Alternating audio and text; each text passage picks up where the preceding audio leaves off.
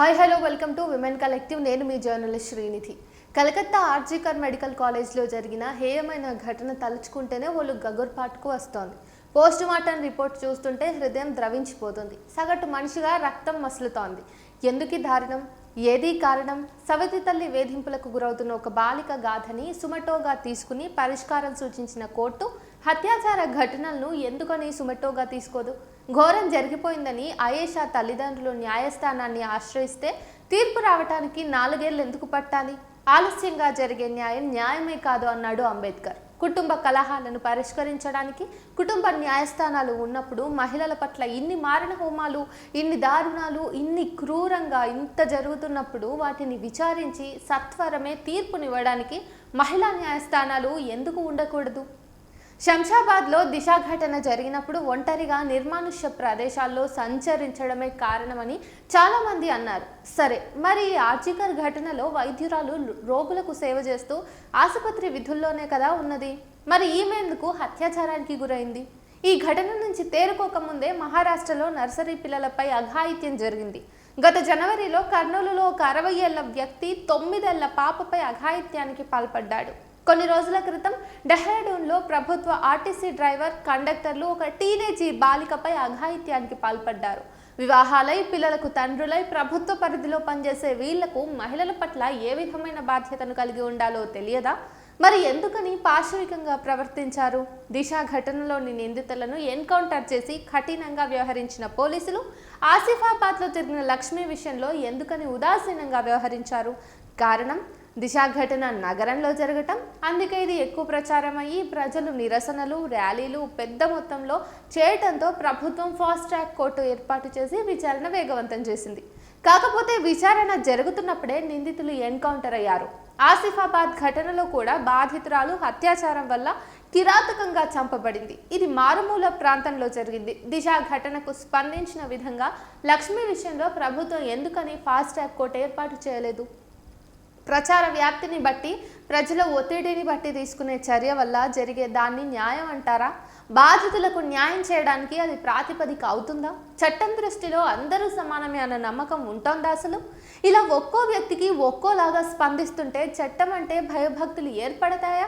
25 ఏళ్ల యువకులు నేరం చేస్తే తల్లిదండ్రుల పెంపకం కారణమని అనుకోవచ్చు. కానీ 30 దాటిన వారు, ప్రభుత్వ ఉద్యోగం చేస్తున్న వాళ్ళు, 60 సంవత్సరాలు నిండిన వాళ్ళు ఇటువంటి ఆకృత్యాలకు పాల్పడుతుంటే ఎవరి లోపం అనుకోవాలి?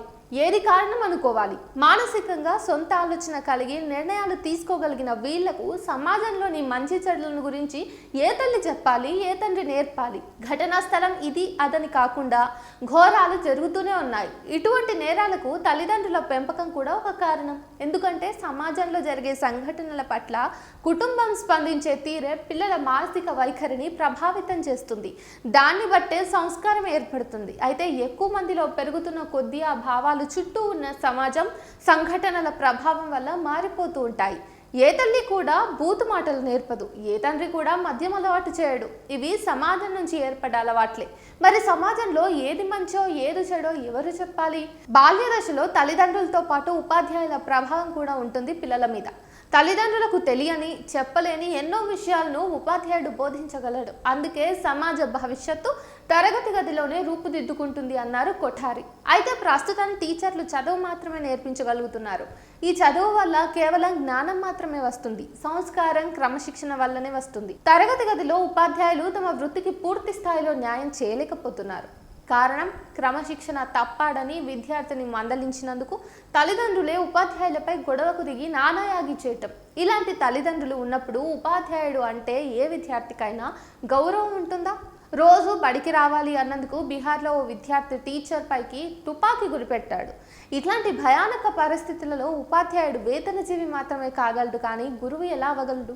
బాల్య దశలో క్రమశిక్షణ ఉంటేనే అది మున్ముందు మంచి వైపు నడిపిస్తుంది. అలాంటప్పుడు అవకాశం ఇప్పుడున్న విద్యా వ్యవస్థలో ఉందా అలాంటి అవకాశం?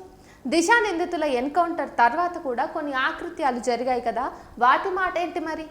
అందుకే హత్యాచారం శిక్షలు అట్లాగే కొనసాగుతూ ఉంటే దెబ్బలకు దేవుడైనా భయపడతాడు అన్నట్టు తక్కువ కాలంలోనే నేరాలను అరికట్టవచ్చు. శిక్షలు లేకపోతే భయం ఎలా ఉంటుంది? ఒక ఇంటి ముందు కుక్క ఉన్నది జాగ్రత్త అని బోర్డు కనబడితే ఆ కుక్క చిన్నదో పెద్దదో తెలియకపోయినా గేటు తెరవక ముందే అప్రమత్తం అవుతాం.